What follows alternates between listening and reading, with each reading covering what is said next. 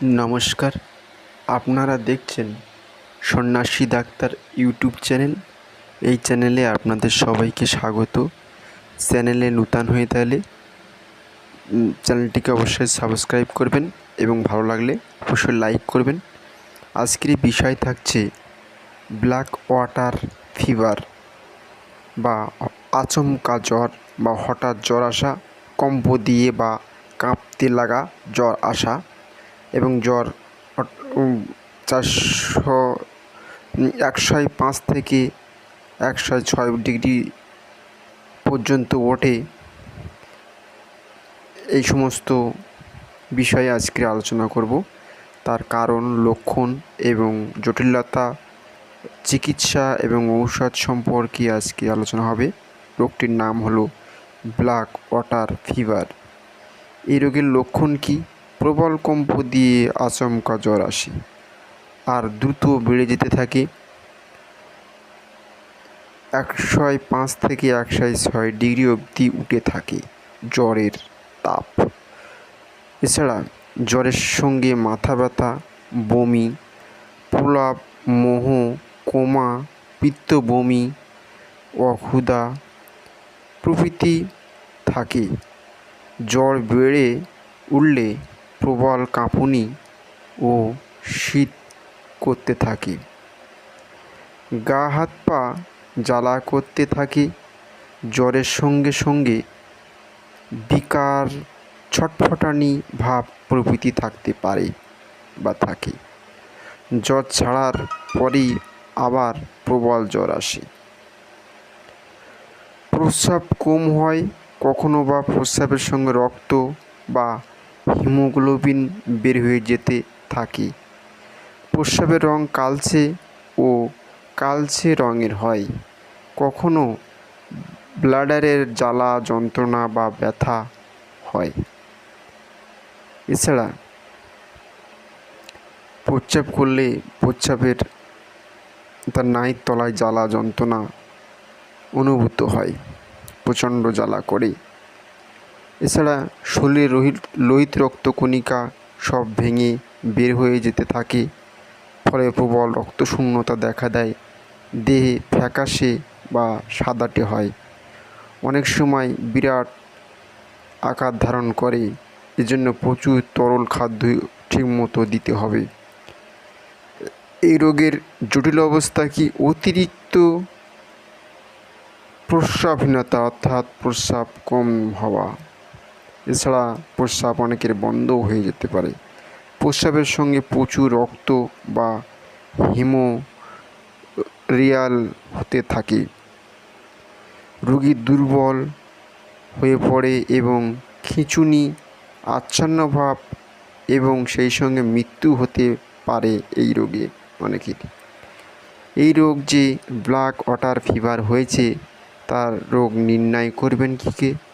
রক্তে malaria Parasite পাওয়া যায়, অর্থাৎ ম্যালেরিয়া রোগ আর ব্ল্যাক ওয়াটার ফিভারের লক্ষণ কিন্তু প্রায় একই, কিন্তু এই রোগের পার্থক্যটা আপনারা বুঝলেন। ম্যালেরিয়া রোগের পার্থক্য আমরা বলেছি আগে। ম্যালেরিয়া রোগের লক্ষণ, জীবাণু কিন্তু একই, ম্যালেরিয়া জীবাণুর একই এবং এই ব্ল্যাক ওয়াটার ফিভারের জীবাণু কিন্তু একই, কিন্তু রোগ দুটোই আলাদা। এবার ম্যালেরিয়া সম্পর্কে যদি জানতে চান তাহলে আমাদের ভিডিও আছে, সেটা আপনার দেখে আসতে পারেন। এবার আমাদের আজকের বিষয় যেহেতু আলোচনা হচ্ছে ব্ল্যাক ওয়াটার ফিভার, তাই রক্ত পরীক্ষা করলে ম্যালেরিয়া প্যারাসাইট পাওয়া যায়। যদি পাওয়া যায় তাহলে ক্লোরোকুইন ফসফেট দিতে হয়। তার সিস্টেম অনুযায়ী প্রথম 4টি ট্যাবলেট, 6 ঘন্টা পরে আবার 2টি ট্যাবলেট, তারপরে আবার 6 ঘন্টা পর 2টি ট্যাবলেট, এইভাবে খাইয়ে যেতে হয়। তারপরের দিন 2টি ট্যাবলেট, তারপরের দিন 2টি ট্যাবলেট করে খেয়ে যেতে হয়। এছাড়া রোগ নির্ণয় কি? জ্বর খুব বেশি ওঠে, যা অন্য রোগের সচরাচর ওঠে না। 105 থেকে 60 ডিগ্রি জ্বর পর্যন্ত উঠতে থাকে, যা অন্য জ্বরে দেখা যায় না। এর থেকে আপনারা এই জ্বরের লক্ষণ দেখে আপনারা অনুমান করতে পারেন অত্যন্ত জ্বর। এবং রক্ত প্রস্রাব এই রোগের লক্ষণের মূল বিষয়। এছাড়া ম্যালেরিয়া ওষুধ, রোগ ধরা পড়লে ম্যালেরিয়া ওষুধ দিতে হয়। এছাড়া অ্যালকোহল বা অ্যালকাসেলিন বা সিরাপ দিতে হয় 2 চামচ করে দিনে 2 বার 7 দিন। প্রচুর গ্লুকোজ জল, ডাবের জল, ইলেকট্রনের পাউডার ইত্যাদি দিতে হবে। 4% গ্লুকোজ মলদ্বারে দিতে হবে ইন্ট্রাভেনাস। এই সমস্ত চিকিৎসা। এছাড়া যদি বমি হতে থাকে তাহলে রেগনাল ইঞ্জেকশন ইন্ট্রামাসকুলার দিনে 2 বার দিতে হবে। এছাড়া প্রয়োজন হলে ব্লাড ট্রান্সফার করতে হবে, রক্ত যদি শূন্য হয় তাহলে ব্লাড ট্রান্সফার করতে হবে। এছাড়া ট্যাবলেট প্রেডনিসোলোন 0.5 mg দিনে 3 বার পরে কমাতে হবে। অর্থাৎ প্রথমে দিনে 3 বার, তারপর দিনে 2 বার, তারপর দিনে 1 বার, এইভাবে কমাতে হবে। এই রোগের পাকাশয়ে গ্লুকোজ সলিউশন দিতে হবে।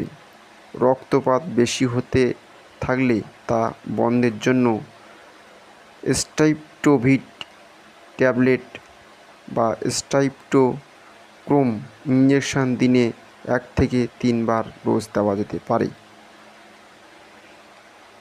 আগের দিনে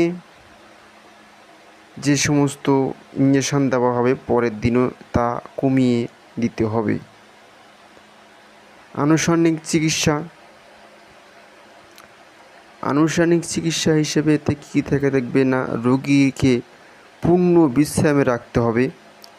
জ্বর অবস্থায় ডাবের জল, ফলের মিষ্টি রস, দুগ্ধ, হরলিক্স, হাইড্রোপ্রোটিন জাতীয় পথ্য, অন্য কোনো শক্ত খাবার দিতে নেই। জ্বর কমে গেলে কুইনাইন জাতীয় ওষুধ দেওয়া চললেও তখনও প্রচুর তরল খাদ্য দিতে হবে। জ্বর সেরে গেলে সরু চালের ভাত, মাছের হালকা ঝোল দিতে হবে। এছাড়া ভিটামিন ইঞ্জেকশান ইনফিউশন অর্থাৎ সিনাইলের সঙ্গে দেওয়া যেতে পারে। যদি রোগী দুর্বল হয়ে যায় তাহলে সিনাইল দেওয়া যাবে, সিনাইলের সঙ্গে ভিটামিন B12 ইঞ্জেকশান মিশিয়ে দেওয়া যেতে পারে, অথবা রোগী একটু সুস্থ মতো হলেও ভিটামিন B12 ভিটামিন দিতে হবে। এই রোগের ব্ল্যাক ওয়াটার ফিভার হওয়ার কারণ কি, কারণটা বিশেষ আমাদের জানার প্রয়োজন আছে। আমাদের দেশে আগে নানা স্থানে এই রোগ প্রচুর হতো। মাঝখানে ম্যালেরিয়া রোগ দূরীভূত হওয়ার ফলে এই রোগের সংখ্যা হ্রাস পায়, অর্থাৎ ম্যালেরিয়া আগের মধ্যে এত হয় না, এখন এই রোগটা বেশি হচ্ছে। ম্যালেরিয়াটা কমে যাওয়ার ফলে ম্যালেরিয়ার পরিবর্তে এই রোগটা আসছে। আজকাল আবার ম্যালেরিয়ার বৃদ্ধির ফলে এই রোগ অনেক দেখা যাচ্ছে।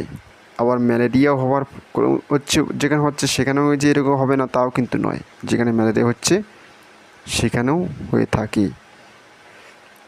এতে ম্যালেরিয়া মতোই বা তার চেয়ে বেশি জ্বর হয়।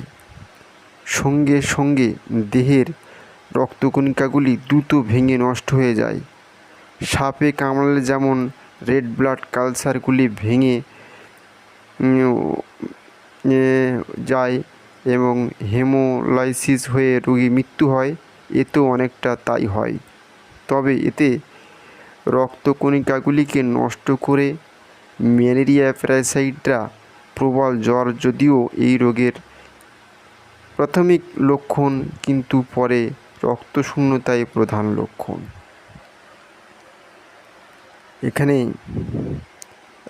যে রোগটি হলে আমাদের যে রক্তে যে লাল অংশ অর্থাৎ হিমোগ্লোবিন, এই হিমোগ্লোবিনটাকে বা লোহিত রক্তকণিকা এটাকে ভেঙে চূর্ণ জাবর করে ফেলে এবং রক্তশূন্যতা এই রোগের মূল লক্ষণ।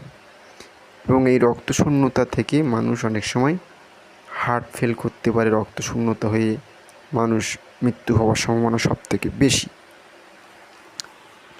তাই এই রোগের হলে যেহেতু খিদে থাকে না, তাই তাদের হরলিক্স খাওয়া যেতে পারে, শসা খাওয়া যেতে পারে, তাদের মুখরোচক খাবার হিসেবে আপেল খাওয়া যেতে পারে, বেদানা খাওয়া যেতে পারে, এই সমস্ত খাবার, কমলা লেবু খাওয়া যেতে পারে।